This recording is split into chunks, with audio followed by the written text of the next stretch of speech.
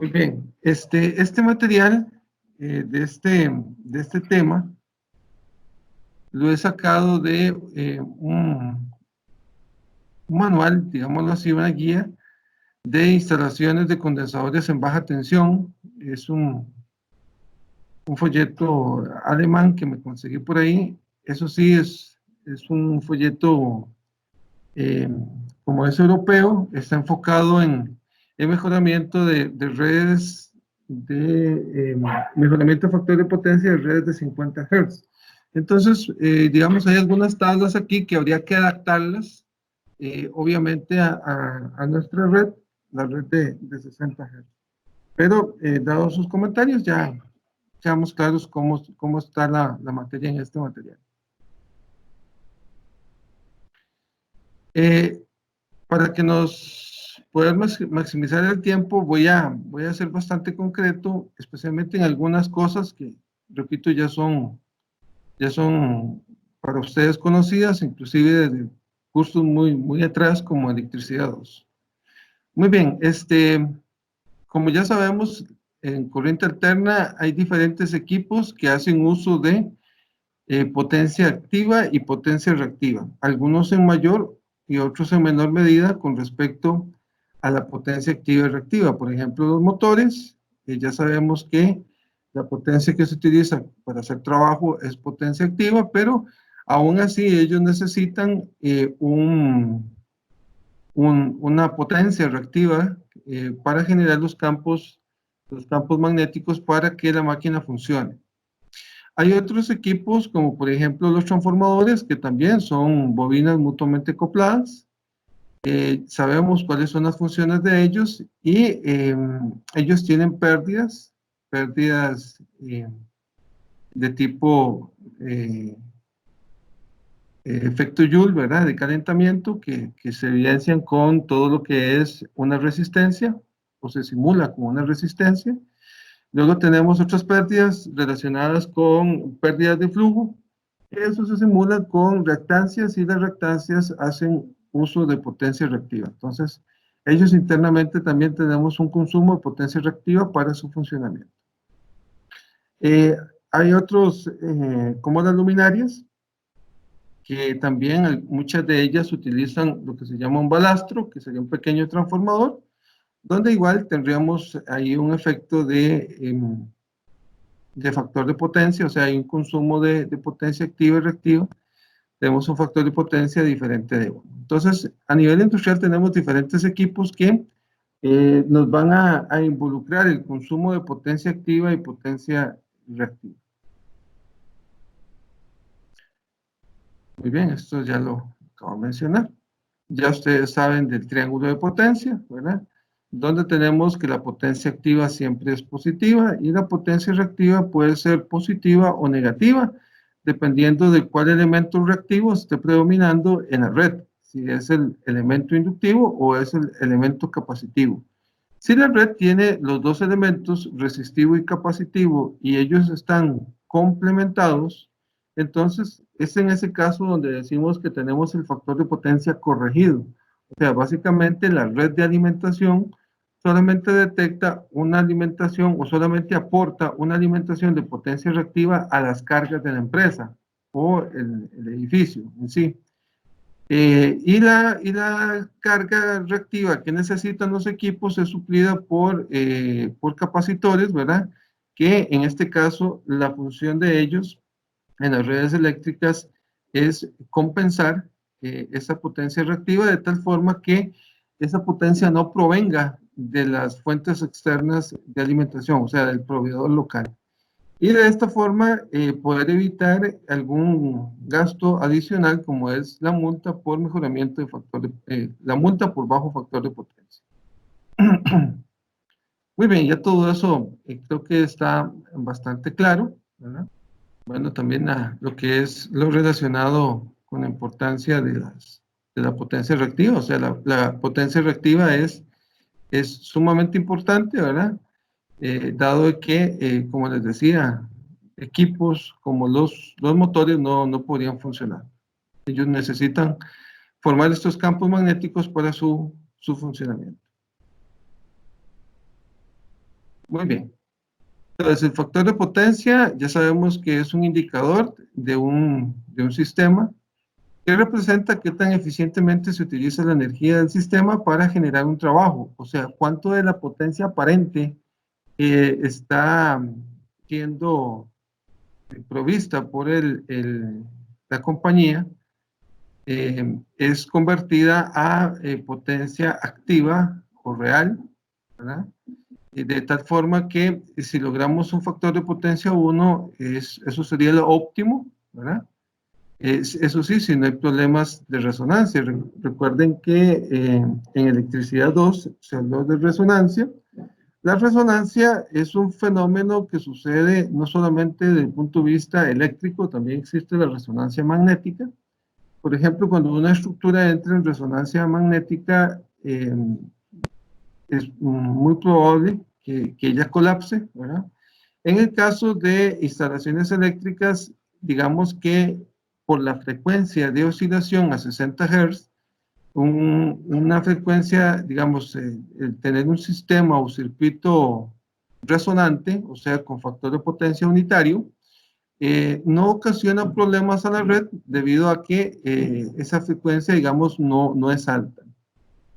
El problema de resonancia en redes eléctricas sucede cuando se da la resonancia, o sea, el factor de potencia unitario a altas frecuencias.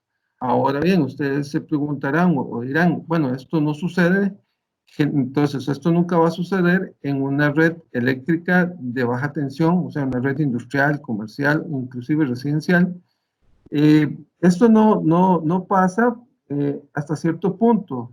Todo depende de la calidad de la energía que tenga la empresa. O sea, si tenemos problemas de armónicos, ya ustedes saben que los armónicos son funciones de frecuencias mayores a la frecuencia base.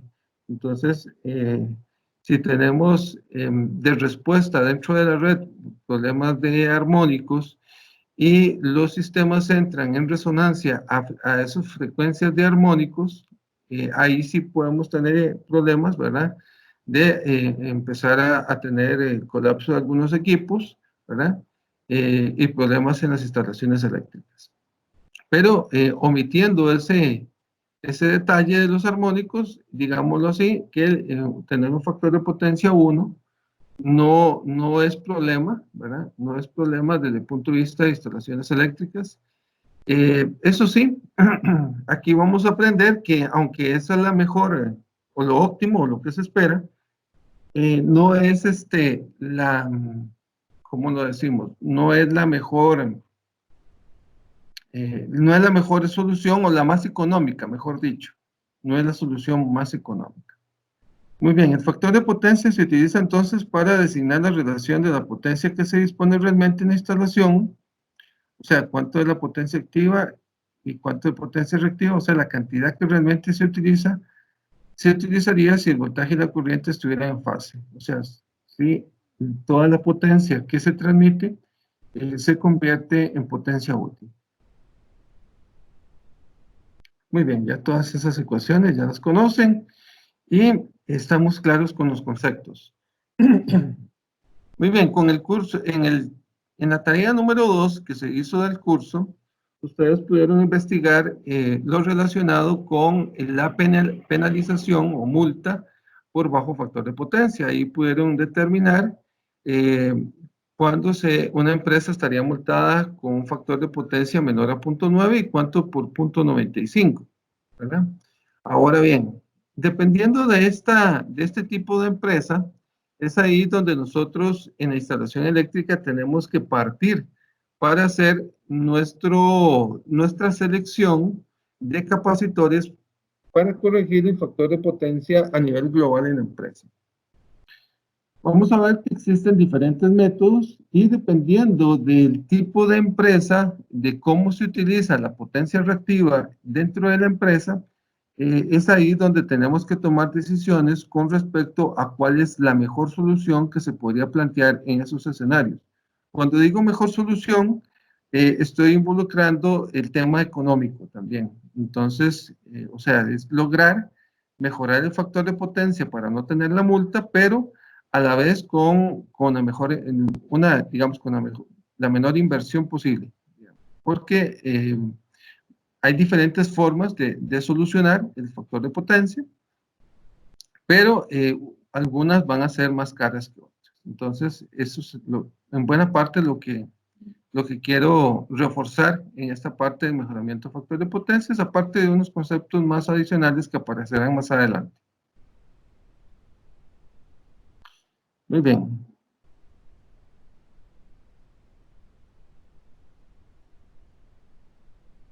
Aquí tenemos una tablita de cuáles son los factores de potencia de ciertos aparatos que se utilizan en las instalaciones eléctricas. Por ejemplo, uno muy importante a considerar y tomar en cuenta es el motor. Ya ustedes pudieron, en el curso de máquinas eléctricas, pudieron hacer laboratorios relacionados con los diferentes tipos de máquinas, específicamente con el motor asincrónico, porque recuerden que el motor sincrónico yo puedo controlar el factor de potencia. Aunque se vio en la materia de máquinas, el motor sincrónico se puede utilizar a nivel industrial para mejorar el factor de potencia. No es una aplicación típica que se utilice para este motor. Lo típico es corregir el factor de potencias utilizando bancos de condensadores o condensadores propiamente en las cargas que se necesita corregir el factor de potencia. Pero más adelante entraremos más en detalles en esos tipos de solución. Con respecto al motor asincrónico, jaula de ardilla o rotor de vanado, cualquiera de los dos, ustedes pudieron hacer el laboratorio y pudieron graficar cuál era el comportamiento de la máquina con diferentes niveles de carga en el eje. Y pudieron ver ese comportamiento también desde el punto de vista factor de potencia. Entonces vean cómo el factor de potencia se cae significativamente con potencias muy bajas. Entonces, el motor de inducción va a alcanzar su mejor factor de potencia, se alcanza cuando él está operando a plena carga. Ahora bien, hay muchos diseños de equipos industriales que hacen uso de motores donde el torque, la carga, digamos, es variable, es diferente, perdón, es diferente con respecto al proceso productivo. O sea, por más que uno quiera como ingeniero controlar el que el motor siempre esté funcionando al 100%, no lo va a poder lograr porque máquinas se utilizan para diferentes productos o fabricación de diferentes productos y ellos involucran diferentes niveles de carga en el motor. Entonces ahí vamos a tener un problema para corregir factor de potencia porque ese factor de potencia de ese equipo en particular es variable. Entonces, si tenemos un motor con un factor de potencia que varía la carga, ahí hay que tener cuidado porque no podemos poner un condensador fijo, dado de que ese condensador fijo nos podría estar afectando el factor de potencia que se nos mejore demasiado, digámoslo así. Dicho en palabras correctas sería que más bien se empeore con factor de potencia en atraso y puede ocasionar en algún momento la existencia de la multa, o queda perfecto el factor de potencia para ciertas cargas, cierta carga en el eje, pero en otras queda completamente perdido, ¿verdad? Entonces es importante tomar esto en cuenta cuando el motor no tiene una carga fija, sino que es una carga variable. Entonces, aquí en estos casos, si esta es la tónica de muchos de los equipos dentro de la empresa, la idea sería ir pensando en una solución que sea un banco de condensadores. No propiamente un condensador propio para el motor, sino un banco de condensadores automático. O sea, que el mismo equipo de condensadores venga provisto de electrónica de potencia, donde se pueda controlar el factor de potencia del equipo o de esa parte de la instalación con esos motores, y poder corregir de forma automática el banco el factor de potencia. O sea, no importa si la carga varía, porque el sistema va metiendo o sacando condensadores por etapas. Muy bien, ya después vamos a ver más adelante en esta presentación cómo y dónde se podrían poner estos bancos de condensadores. Muy bien, continuando con lo que sería las otras cargas, vemos que hay unas cargas que sí son constantes, digamos, sus factores de potencia. Ellos van a, como no varían su carga, digamos, esas cargas se conectan, se energizan y básicamente van a mantener un factor de potencia, digamos, constante en su utilización. Eso sí, hay otras máquinas, por ejemplo, las máquinas de soldar por resistencia, ¿verdad? Que nos van a estar provocando ciertos factores de potencia y obviamente esos son cargas variables. Entonces viene un fenómeno igual que los motores, ¿verdad? Muy bien, entonces ahí como la problemática que acabo de mostrar para el mejoramiento del factor de potencia radica en que no necesariamente vamos a tener que utilizar un factor de potencia fijo, sino que el factor de potencia a lo largo de las horas y los días y los meses de utilización, él va a estar fluctuando, va a estar variando. Entonces la capacidad de potencia reactiva que se necesita del banco, o sea, tenemos que estarla controlando.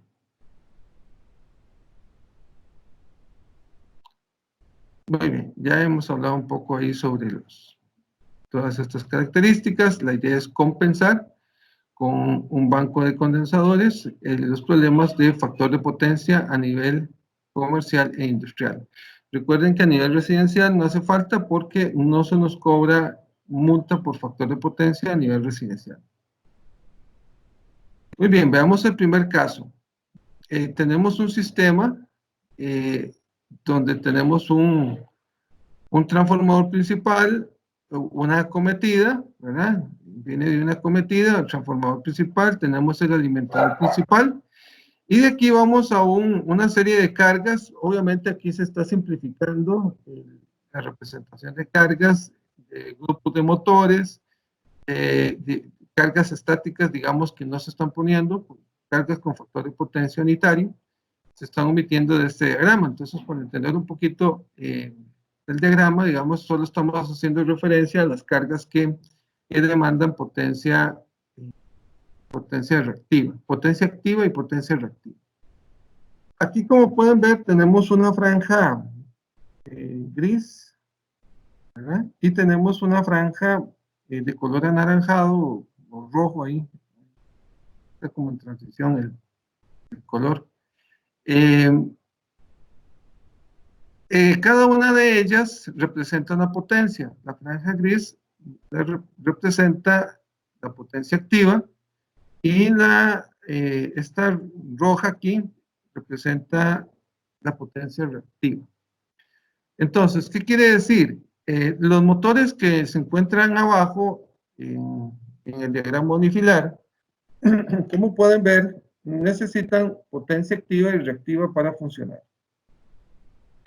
En este caso, el proveedor de la zona está dando la energía para alimentar con potencia activa a las cargas del cliente, pero no así el proveedor estaba entregando potencia reactiva para las cargas del cliente.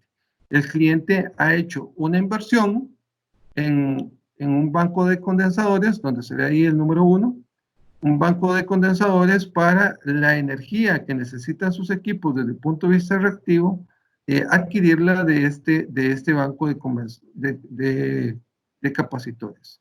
O sea, las cargas inductivas que tenemos abajo, cargas resistivo-inductivas, su parte inductiva se ve compensado con el banco de condensadores que se tiene ahí.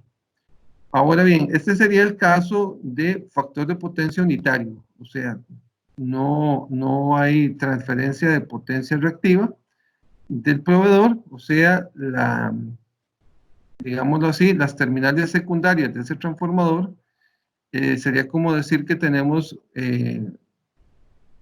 un factor de potencia unitario, o sea, el voltaje y la corriente en esos terminales se encuentran en fase. El voltaje de fase y la corriente fase, valga la redundancia, se encuentran en fase. No hay desfases entre ambos. Ok, entonces cuando tenemos un sistema un sistema comercial e industrial y el sistema está demandando potencia activa y reactiva, tenemos y queremos mejorarlo, viene la gran pregunta. Bueno, ¿cómo lo mejoramos? ¿Dónde lo mejoramos? ¿Dónde ponemos el banco de condensadores? Por ejemplo, aquí se está dando una primera opción de condensadores, digamos, en el alimentador principal, colocarlo en ese alimentador principal. En este caso, considerando esos motores que ya sabemos que no tienen la misma demanda durante las diferentes horas de uso. Muchos de ellos son cargas que encienden y apagan, ¿verdad? Por lo tanto, la potencia activa y reactiva varía a lo largo de la utilización de la energía en el tiempo. Es ahí donde ese banco de condensadores, número uno, esa primera opción que tenemos ahí, no hay otra que sea un banco de condensadores automático. O sea, no puede ser un condensador fijo, ¿verdad? Con un valor fijo de capacitancia, porque puede suceder que cuando tengamos el factor de potencia corregido con todos los motores funcionando en el momento de demanda máxima, el factor de potencia quedó bien, el punto donde se corrigió, pero en el momento donde los motores no estén en demanda máxima, ¿verdad? O sea que ellos apagan, o algunos apagan y otros siguen funcionando, la demanda de potencia reactiva cambia y ese condensador estaría provocando que en la red se tenga un factor de potencia adelantado, es el global de toda esta red, un factor de potencia adelantado, y eso obligaría a tener que recibir potencia de la red, del poder externo, potencia reactiva, para compensar ese factor de potencia en adelante. Muy bien, otra posibilidad puede darse no conectar el banco de condensadores en el número 1, en la posición 1, sino conectarlo en la posición número 2.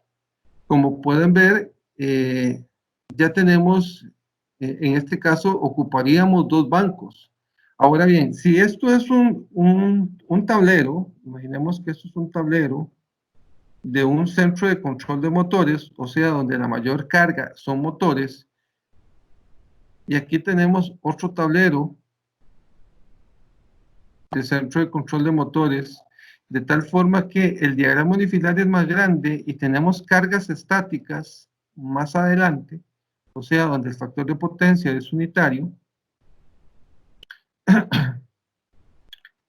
Entonces, esta puede ser una buena solución si la instalación eléctrica está, digamos, muy bien diseñada, o sea, tenemos circuitos o centros de carga, digámoslo así, claramente definidos solamente para el funcionamiento de motores. O sea, tenemos un tablero de centro de control de motores. Centro de control de motores. En este caso, entonces, esta es una segunda opción. Esta es una segunda opción que se puede emplear. Esta tiene sus ventajas, ¿verdad? Y desventajas. Bueno, voy a devolverme al anterior. Disculpen un momento para hablar un poco sobre una ventaja que se me olvidó con respecto a tener el banco de mejoramiento de factor de potencia al lado secundario del transformador.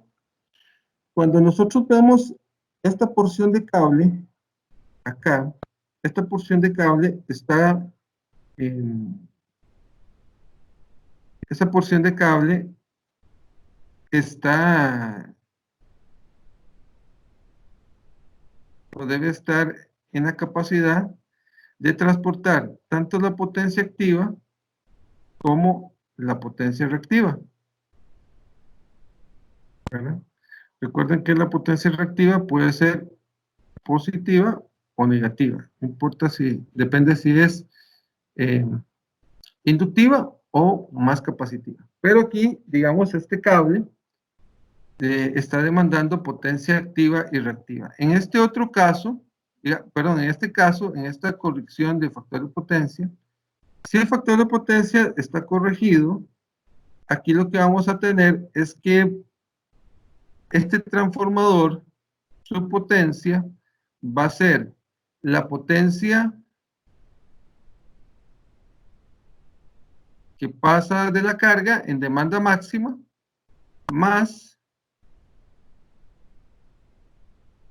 la potencia de pérdidas interna de la máquina, que obviamente esta no es de carga, sino es de pérdida. Pérdida interna del transformador. Entonces, ¿cuál es el beneficio de esta solución? El beneficio de esta solución es que este Q es pequeño,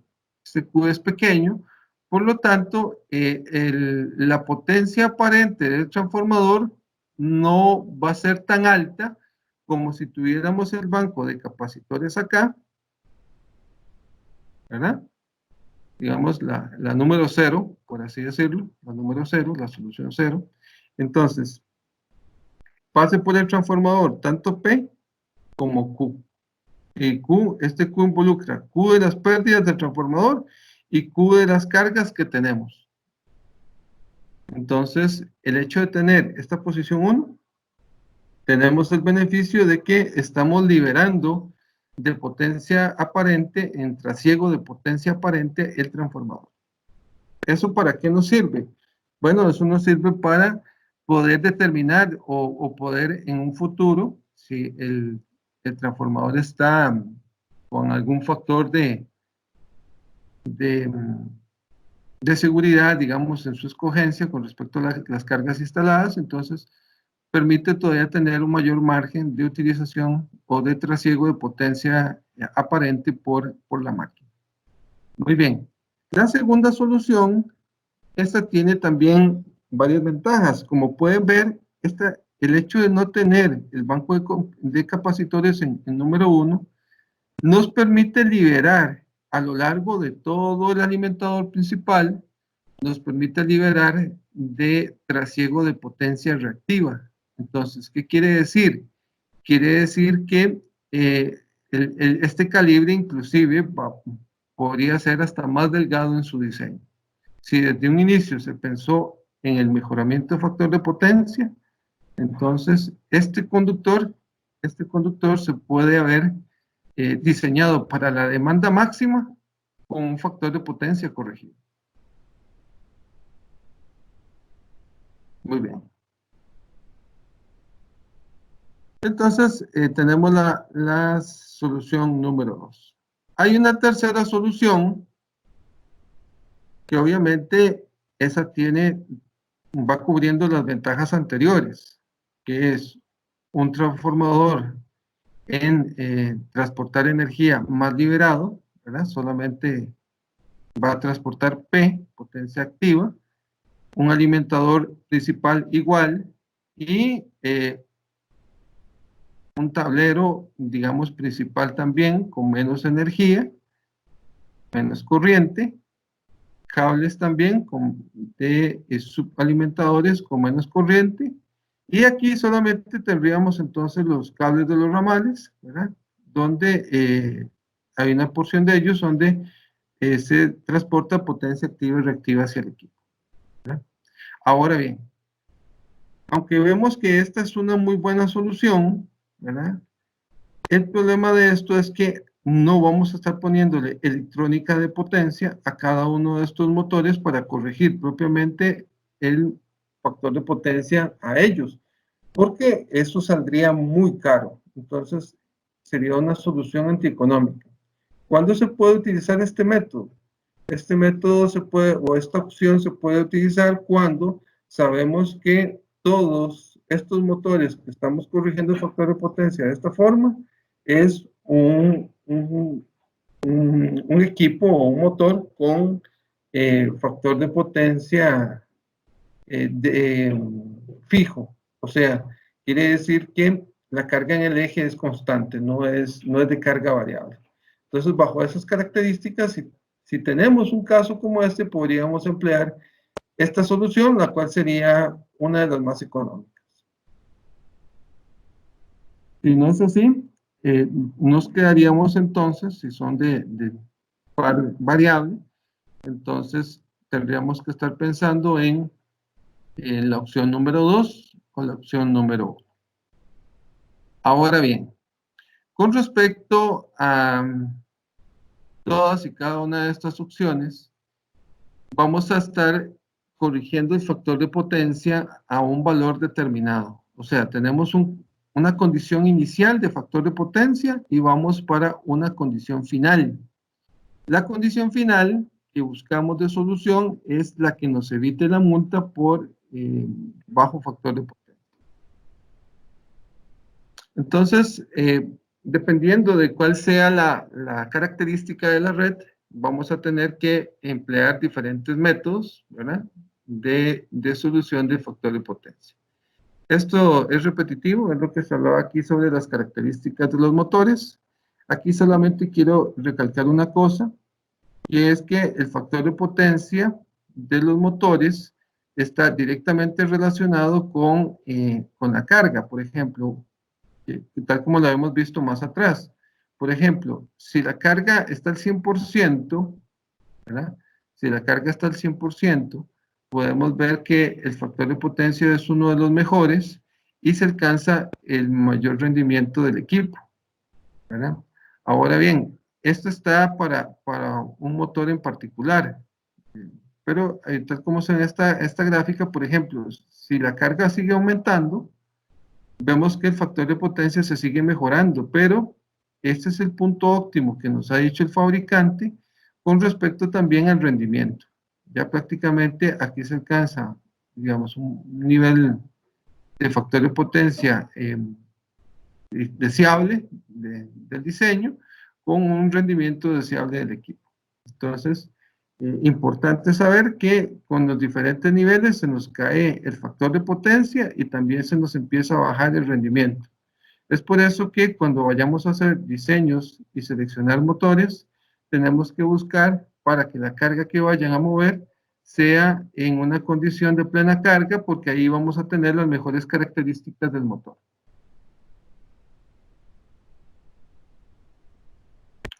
Ahora bien, si tuviéramos que instalar condensadores, aquí tenemos una tablita, pero hago la salvedad.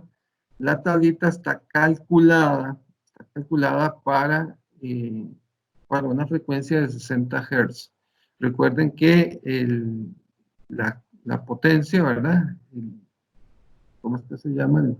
El capacitor que se necesita está directamente afectado por la frecuencia. Entonces, tomar eso en cuenta a la hora de ver estas características, porque aquí se está dando, digamos, según la velocidad de rotación del motor y la potencia del motor, cuáles serían los kVA equivalentes a instalar. Pero, repito, habría que rehacer estas tablas, ¿verdad? Habría que rehacerlas para la red de 60 Hz. Muy bien, entonces aquí simplemente quise poner la tabla para que ustedes vean que cuando tenemos motores de una misma potencia, podemos enfocarnos aquí, veamos el último, el de 250 kilowatts, ¿verdad? Vemos que si es un motor de muchos polos, ¿verdad? O sea, de pocos polos, que es de alta velocidad, de 3000, bueno, en nuestro caso sería 3600, este va a requerir menos potencia reactiva a la hora de corregir su factor de potencia. Si empieza a ser de más polos, 4 polos, 8 polos, etcétera. A medida que se incrementa la velocidad, o sea, para un mismo motor, la cantidad de potencia reactiva cambia, ¿verdad? Entonces, esto lo quise agregar acá, acotarlo para el hecho de que el día de mañana se encuentran a nivel industrial un motor de, qué sé yo, 50 caballos de fuerza y tienen corregido localmente el factor de potencia de ese motor con un capacitor, el hecho de ponerlo otro parecido, otro igual en potencia, pero de otro número de polos, no quiere decir que el mismo capacitor les va a corregir el factor de potencia que ustedes necesitan. Entonces vean que eso no está personalizado por potencia cuando varía el número de polos. Eso es lo que quería acotar agregando esta tabla.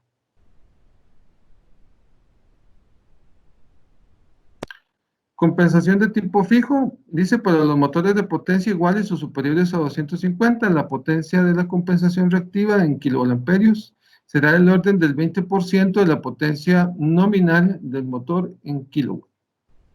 En todos los casos de potencia reactiva suministrada por la compensación, no se debe exceder el 90% de la corriente magnetizante necesaria. Ahí viene la formulita para poder calcular eso. Para un arranque directo se recomienda un condensador trifásico de 3 bornes. Aquí se ven algunas conexiones que se podrían estar empleando cuando se hace, por ejemplo, arranques de motores estrella delta, ¿verdad? Y cómo podrían hacer esas conexiones de los motores para esas diferentes características. Muy bien, esto lo paso rápido. Porque está de forma ilustrativa al tema.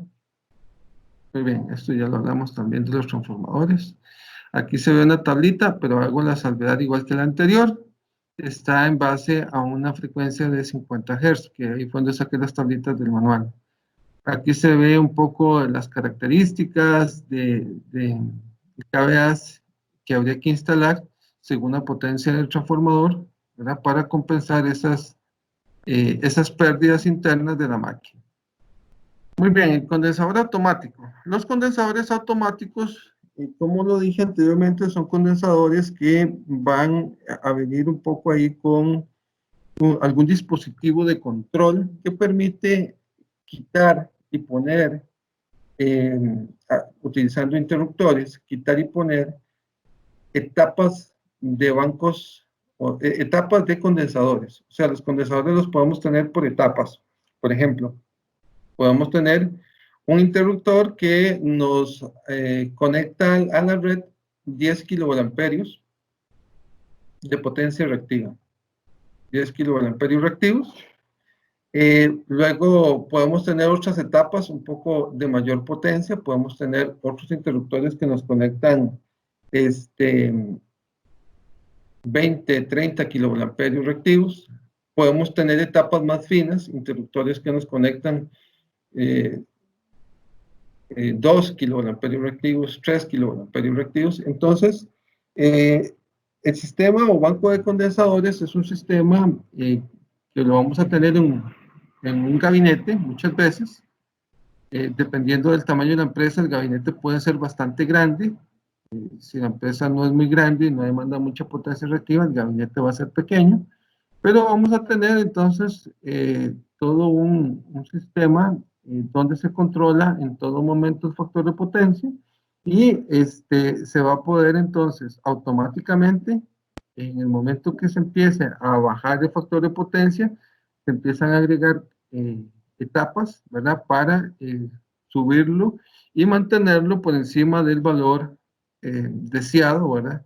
El valor deseado de factor de potencia. Que esté regulado, digamos, ahí en el sistema automático. Ok, se recomienda utilizar este tipo de compensación en baja tensión, secundario del transformador. Ya sabemos por qué se recomienda en el secundario del transformador. Muchas cargas instaladas de factor de potencia en atraso, o sea, se utiliza cuando sucede que son muchas las cargas O sea, son muchos los motores que van a estar provocando el bajo factor de potencia en atraso. Y poner un capacitor de forma localizada donde está ese motor para corregir el factor de potencia, involucraría conectar gran cantidad, o sea, la misma cantidad de motores que se tengan para corregir el factor de potencia, lo cual, si son muchos, lo mejor es optar por un banco de condensadores, lo cual saldría en este caso, creo yo, ¿verdad? Según criterio personal, saldría más cómodo montar el banco de condensadores que una empresa que tenga 800,000 motores, ¿verdad? Estar conectando a ellos capacitores y todavía más si se tiene problemas de que son motores que funcionan con carga variable. Okay. Esta tabla también es una tabla, repito, que está hecha, pero vean que es una tabla, quiero hacer énfasis que es una tabla interesante.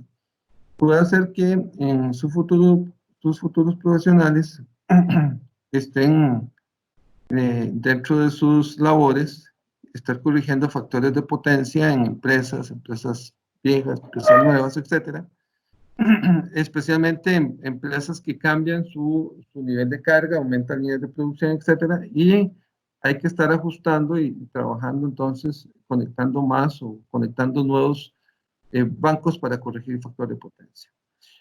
Una característica importante que me gusta de esta tabla es que me permite relacionar, digámoslo así, cuál es la potencia del condensador que se puede instalar por kilowatt de carga para elevar el factor de potencia.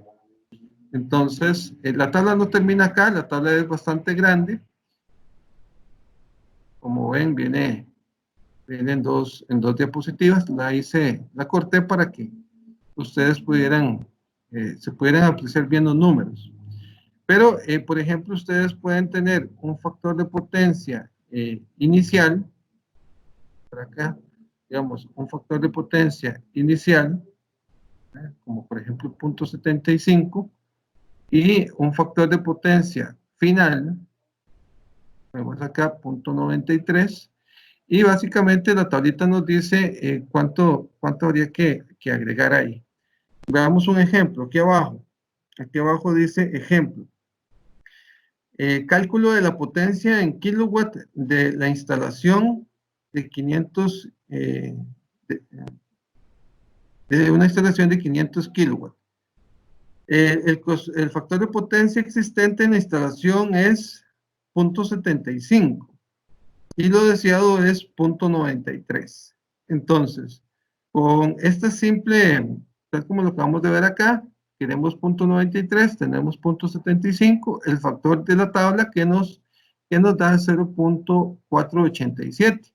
Entonces, es simplemente multiplicar el 500 kilowatts por ese factor y ya tenemos cuál es la capacidad del banco de condensadores que habría que agregarle para corregir este factor de potencia. En este caso, 247 kiloamperios reactivos sería el banco de condensadores. Ya después de aquí, le toca decisiones como definir cuáles va a ser las etapas, ¿verdad? O cuáles tipos de etapas vamos a poner. Vamos a poner 6, con 6 etapas se trabaja bien, vamos a trabajar con 10 etapas, ¿verdad? Etapas bruscas van a ser de altos kilowatts, etapas finas de menos kilowatts, etc. Entonces, esta es una tablita que, repito, se puede hacer, no es nada complejo, y son tablitas que uno como ingeniero puede tener a mano. Bueno, aunque hoy en día ya hay ustedes saben hacer perfectamente estos cálculos, cómo podríamos hacer este factor de potencias, solamente que a veces uno está en la calle y el cliente habla con uno y le hace una pregunta y quiere una respuesta rápida. Entonces, el hecho de ponerse y sacar, desempolvarle esas fórmulas y esos procedimientos que se vieron en la universidad, empieza a restarle puntos al profesional, ¿verdad? Que hicieron una pregunta, que se espera una respuesta rápida y son 10 minutos y no ha contestado. Entonces, tener a mano muchas veces este tipo de información es bastante útil. Aquí viene un ejemplo, un poco ahí relacionado con la tabla, lo que acabamos de ver. tiene un factor de potencia en el taller. Bueno, la imagen está cortada también para lograr una buena visualización. Eh, el sistema viene por acá y viene tanto potencia activa como reactiva. Vean la franjita gris y la naranjada. Hace un taller que tiene un factor de potencia de 0.75. Entonces, igual se quiere encontrar cuál es ese banco de condensadores para corregir ese factor de potencia. El factor de potencia que se quiere es de 0.928 y básicamente el banco de baterías que se ocupa es el que hemos visto según la tabla de 240 kiloamperios. Muy bien, aquí este ejemplo, ¿verdad? Básicamente lo que nos dice es lo que hemos venido hablando hasta el momento, sobre cómo se debe corregir, a dónde hay que poner el banco, ¿verdad? Dónde se recomienda. Porque, repito, en el curso de instalaciones de electricidad 2, donde se vio mucho este tema, no se vio enfocado, digamos, la solución como tal hacia el tema de instalaciones eléctricas. Entonces aquí ya la idea es que ustedes vean dónde se recomienda, qué opciones hay, etcétera, para que ustedes en un futuro, si tienen que hacerlo, tomen la mejor decisión a la hora de seleccionar. Aquí viene otro ejemplo. Este está enfocado con respecto a lo que es energía y factor de potencias. Se lo voy a dejar a ustedes para que ustedes lo puedan chequear. Ahí se encuentra debidamente solucionado. Eso sí, ven que estoy haciendo uso de la tabla. Sería, pues de mí la tabla, repito, está hecho en base a una frecuencia de 50. Algunos aspectos generales ya para ir, digamos, concretando el tema. Es un tema bastante rápido. Está relacionado con características, por ejemplo, con el caso de los condensadores, la corriente de cresta, digamos, que se dan en el momento de la conexión, que dependen de la potencia de cortocircuito de la red, de la potencia de los condensadores conectados, de los condensadores ya conectados. Entonces viene un aspecto importante que también hay que considerar, que es, o se llama la corriente de cresta. La corriente de cresta se puede calcular con la ecuación que viene ahí, esa corriente cresta. Igual, ahí vienen qué son cada uno de los diferentes datos. Y ahí se las dejo para que la tengan presente también en un futuro si la llegan a ocupar.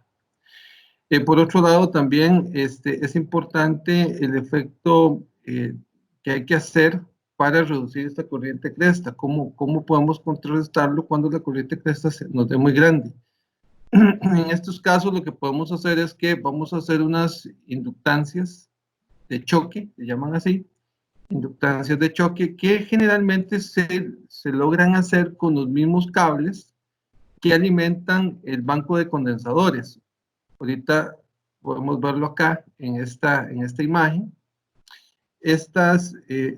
Digamos, número de vueltas que bueno, primero que nada, estos, digamos, cilindros que se ven acá son los diferentes capacitores. Ya todo esto completo es un banco de condensadores. Aquí vamos a tener diferentes instrumentos y equipos que permiten la conexión automática controlada, digámoslo así, encendido y apagado de las diferentes etapas de los condensadores. Pero como pueden ver acá, con los mismos cables que conectan estos bancos de condensadores, se está haciendo una cierta cantidad de vueltas, formando una especie de bobina. Y esta bobina, como dice acá, es haciendo una espira de 14 centímetros de diámetro aproximadamente, y con ellas haciendo una cierta cantidad, 5, etcétera, número de vueltas, vamos a lograr contrarrestar el efecto de choque, digamos, o la corriente de cresta que pueda tener el banco de condensadores. Ya por ahí terminando un poco lo que se dice para la protección de estos bancos de condensadores. El poder de corte utilizado será como mínimo igual a la corriente de cortocircuito máxima del lugar de la red donde se conecta la compensación. Estas protecciones se calculan a 1.3 la corriente nominal de compensación, que puede ser disyuntor fusible o solamente fusible. Esto está, estos detalles, les estoy marcando ahí los artículos del NEC, el NEC 460.8 y 460.9, artículos que inclusive ya ustedes lo habían visto, si no me equivoco, en la tarea número 1 del curso. La corriente para la selección, entonces, del calibre se calcula como 1.35, la corriente nominal de la compensación, cuando la protección es disyuntor, y 1.6 a 2, la corriente nominal de la compensación, cuando la protección es disyuntor más fusible o fusible. Entonces, esto es básicamente lo que nos dice el NEC o nos aporta relacionado con la instalación eléctrica de ese banco de condensadores. Aquí vienen unas tablitas, unas gráficas, pero estas las voy a omitir, ¿verdad? Estas relacionadas igual con un poco con la tabla, digamos, cómo seleccionar según los datos de voltaje y potencia de la red. Muy bien, con esto estaría terminando el tema.